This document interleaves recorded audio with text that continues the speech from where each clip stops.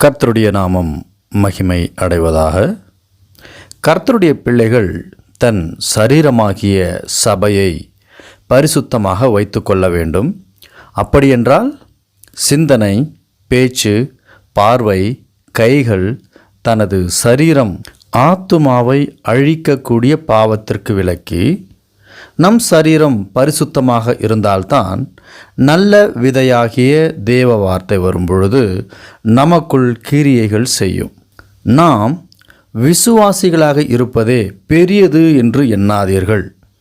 William booth என்கின்றவர் 1829 1912 வரை அவருடைய வாழ்நாளாக இருந்தது. அவர் என்ன சொல்லுகிறார் என்றால், நரகத்தின் காட்சியை ஒரு நொடி பார்த்துவிட்டால் நாம் மக்களது மீட்பிற்காக அங்கலாய்ப்பதை யாரும் தடுக்க முடியாது என்று சொல்லுகிறார். உண்மையாக இயேசுவின் போதனையாக பரலோக ராஜ்யத்தை குறித்து அவர் பேசுகிறதை நாம் விசுவாசித்தால் நாம் தேவனுடைய ராஜ்யத்திற்கு போகிற மகிழ்ச்சியை காட்டிலும் கைவிடப்பட போகிற அநேக ஆத்துமாக்களை குறித்து நமக்குள் வாஞ்சை இருக்க வேண்டும் அல்லவா? அப்படி அழிந்து போகிற ஆத்துமாவுக்காக நாம் வேதனைப்படுகிற மனுஷராக இருக்கும் பொழுது ரட்சிப்பு என்கிற முதற்படியிலேயே உட்கார்ந்து கொண்டு இருக்க மாட்டோம். அழிந்து போகும் ஆத்துமாவிற்காக நாம் என்ன செய்கிறோம் என்று கர்த்தருடைய வார்த்தை நம்மோடு கூட பேசிக்கொண்டு இருக்கிறதாக இருக்கும். ஆண்டவராகிய இயேசுவின் இரண்டாம் வருகை தாமதமாகும் காலம் வரைதான் கிருபையின் காலம். அவர் வந்துவிட்டால் கிருபையின் காலம் எடுத்துக்கொள்ளப்படும் பொழுது பழைய ஏற்பாட்டில் நடந்த சங்காரம் போல் இருக்குமே. ரட்சிக்கப்பட்டவன் என்று சொல்லுகிற நாம் எங்கே? ரட்சிப்பின் அடையாளமாக நாம் பிறருக்காக, அழிந்து போகிற ஆத்துமாக்களுக்காக நாம் என்ன செய்தோம், என்ன செய்தா என்று கர்த்தருடைய வார்த்தை நமக்கு வரும்பொழுது நம்மிடம் என்ன பதில் இருக்கிறது? அழுகிற குழந்தைக்குத்தான் தாயின் ஆறுதல் கிடைக்கிறது. அழுகிற குழந்தையின் பசியைத்தான் தாயும் போக்குவாள். ரட்சிக்கப்பட்டவனின் ஆத்துமா பசி எங்கே? விசுவாசியாயிருந்து விசுவாசியாய் மரிப்பதினால் என்ன பலனை காணப்போகிறோம்? பிரசங்கி 2:22 மனுஷன் சூரியனுக்கு கீழே படுகிற எல்லா பிரயாசத்தினாலும் அவனுடைய இருதயத்தின் எண்ணங்களினாலும் அவனுக்கு பலன் என்ன? ஆத்மாவின் பலன் தேவனை அறிகிற அறிவில் அல்லவா இருக்கிறது? நாம் பார்த்து கொண்டிருக்கிற 1 சாமுவேல் புத்தகத்தின் கடந்த பகுதியின் தொடர்ச்சியை நாம் பார்க்க இருக்கிறோம். இன்று 1 சாமுவேல் 13 பார்க்க இருக்கிறோம். சவுல் ராஜாவாக முடிசூடி ஓராண்டு ஆனது. இஸ்ரவேலிலே எல்லாம் நலமாகவே சென்று கொண்டிருந்தது. சவுல் ராஜாவான 2ஆம் வருடத்தில் இஸ்ரவேலரில் தனக்காக 3000 பேரை தேர்வு செய்து அவர்களில் 2000 பேர் சவுலோடு கூட மிக்மாசிலும் பெத்தேல் மலையிலும் 1000 பேர் சவுலின் மகனோடு கூட பென்யமீன் நாட்டில் உள்ள கிபியாவில் இருந்தார்கள். மற்ற ஜனங்கள் அனைவரையும் அவர்களது வீட்டிற்கு அனுப்பி வைக்கப்பட்டது. யோனத்தான் தன்னுடைய படை பலத்தோடு பெலிஸ்தரை வென்று ஜனங்களை முறியடித்தான். பெலிஸ்தர்கள் தாங்கள் தோற்று போனதை அறிந்தார்கள். யோனத்தான் தானயம் இருந்த பெலிஸ்தரை முறியடித்ததை எபிரேயர் அனைவரும் அறிய கடவர் என்று சவுல் தேசம் முழுவதும் எக்காலம் ஊதும்படி செய்தான். இதனால் பெலிஸ்தர்களுக்கு இஸ்ரவேலர்கள் அருவருப்பானார்கள் என்பதை அறிந்த இஸ்ரவேலர்கள் சவுலுக்கு பின்பு செல்லும்படி கீழ்காலுக்கு வரவழைக்கப்பட்டார்கள்.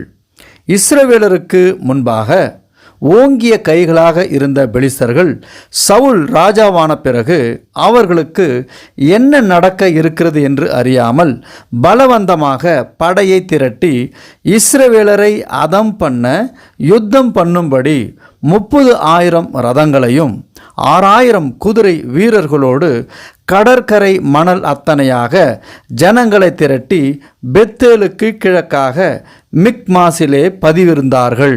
இந்த சங்கதியை அறிந்த இஸ்ரவேல் ஜனங்கள் அவர்களுக்கு வந்த சோதனை இக்கட்டான நிலையை உணர்ந்து உண்டாயிருந்த நெருக்கத்தினால் கெபிகளிலும் முள் நிறைந்த காடுகளிலும் மலைகளிலும் குகைகளிலும் ஓடிப்போய் ஒளிந்து கொண்டார்கள்.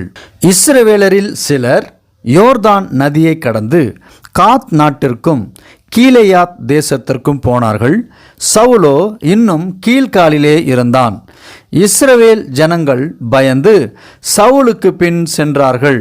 சாமுவேல் சவுலிடம் 1 சாமுவேல் 10:8 நீ எனக்கு முன்னே கீழ்காலுக்கு இறங்கிப்போ, சர்வாங்க தகன பலிகளையும் சமாதான பலிகளையும் செலுத்துவதற்காக நான் நீ இருக்கும் இடத்திற்கு வருவேன். நான் உன்னிடத்தில் வந்து நீ செய்ய வேண்டியதை உனக்கு அறிவிக்கும் மட்டும் 7 நாள் காத்திரு என்று சொல்லியிருந்தான். ஆனால் சவுலுக்கும் இஸ்ரவேல் ஜனத்தாருக்கும் வந்த நிலையில் தேவன் அவர்களுக்கு கொடுத்த வார்த்தையை, அதாவது 1 சாமுவேல் 12:24 நீங்கள் அப்படியும் கர்த்தருக்கு பயந்து உங்கள் முழு இருதயத்தோடும் உண்மையாய் அவரை சேவிக்க கடவீர்கள். அவர் உங்களிடத்தில் எவ்வளவு மகிமையான காரியங்களை செய்தார் என்பதை சிந்தித்து பாருங்கள். நீங்கள் இன்னமும் பொல்லாதவைகளையே செய்வீர்களானால் நீங்களும் உங்கள் ராஜாவும் நாசமடைவீர்கள் என்று சொல்லியிருந்தான். சவுலோ என்ன செய்தான் என்று பார்ப்போம். சாமுவேலுக்காக காத்திருந்த சவுல் அவர் குறித்த 7 நாட்கள் ஆனபடியால் சாமுவேல் இன்னும் கீழ்காலுக்கு வரவில்லை. சவுலுடன் நம்பிக்கையோடு இருந்த ஜனங்கள் அவனை விட்டு ஓடிப்போகிற சூழ்நிலை ஏற்பட்டது. ஆகவே சவுல் என்ன செய்கிறான் என்றால், அவனோடு இருந்த ஜனத்தாரிடம் சர்வாங்க தகன பலியையும் சமாதான பலியையும் என்னிடத்தில் கொண்டு வாருங்கள் என்று சொல்லி சர்வாங்க தகன பலியை செலுத்தினான். பலியை செய்து முடித்த பின்பு சாமுவேல் கீழ்காலுக்கு சவுலிடம் வருவதை கண்டான். சவுல் சாமுவேலுக்கு எதிர்கொண்டு அவனை வரவேற்றி மரியாதை செலுத்தி முன்னோக்கி நடந்தான். சர்வாங்க பலியை செலுத்திய அடையாளங்களை பார்த்த மாத்திரத்தில் சாமுவேல் சவுலிடத்தில் நீர் செய்தது என்ன என்றான். அதற்கு காரணங்களை சவுல் சொல்லி எண்ணி துணிந்து சர்வாங்க தகன பலியை செலுத்தினேன் என்றான். அதாவது ஜனங்கள் என்னை விட்டு சிதறி போகிறதையும் குறித்த நாட்களின் திட்டத்திலே நீர் வராததையும் பெலிஸ்தர் மிக்மாசிலே கூடி வந்திருக்கிறதையும் நான் கண்டபடியினாலே கீழ்காலில் பெலிஸ்தர் எனக்கு விரோதமாக வந்து விடுவார்கள் என்றும் நான் இன்னும் கர்த்தருடைய சமூகத்தை நோக்கி விண்ணப்பம் பண்ணவில்லை என்றும் எண்ணி துணிந்து சர்வாங்க தகன பலியை செலுத்தினேன் என்றான். சாமுவேல் சவுலை பார்த்து, புத்தியீனமாய் செய்தீர். உம்முடைய தேவனாகிய கர்த்தர் உமக்கு விதித்த கட்டளையை கை கொள்ளாமல் போனீர். மற்றபடி கர்த்தர் இஸ்ரவேலின் மேல் உம்முடைய ராஜ்ய பாரத்தை என்றென்றைக்கும் சிறப்படுத்துவார். ஆனால் இப்போதோ நீர் செய்த புத்தியீனமான செயலால் உம்முடைய ராஜா என்கின்ற ஸ்தானம் இனி இஸ்ரவேலில் நீடிக்காது. கர்த்தர் அவருடைய இருதயத்திற்கு ஏற்ற ஒரு மனுஷனை அவருக்காக தேடி அவனை அவருடைய ஜனத்தின் மேல் தலைவனாக இருக்க கட்டளையிட்டார். கர்த்தர் உமக்கு விதித்த கட்டளையை நீர் கை கொள்ளவில்லையே என்று சொன்னான். சவுலின் இந்த செயலால் சாமுவேலுக்கு மிகுந்த மனபாரம் இருந்திருக்க வேண்டும். அவன் கீழ்காலை விட்டு பென்யமீன் நாட்டில் உள்ள கிபியாவிற்கு போனான். சவுல் அவன் கூட இருந்த ஜனத்தாரில் தொகை எவ்வளவு என்று கணக்கு பார்க்கும் பொழுது மக்களின் தொகையானது ஏறக்குறைய 600 பேர் இருந்தார்கள்.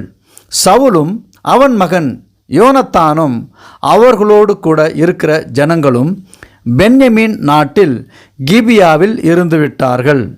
பெலிஸ்தரோ மிக்மாசிலே பாளையம் இறங்கியிருந்தார்கள். கொள்ளைக்காரர் பெலிஸ்தரின் பாளையத்திலிருந்து 3 படையால் புறப்பட்டு வந்தார்கள்.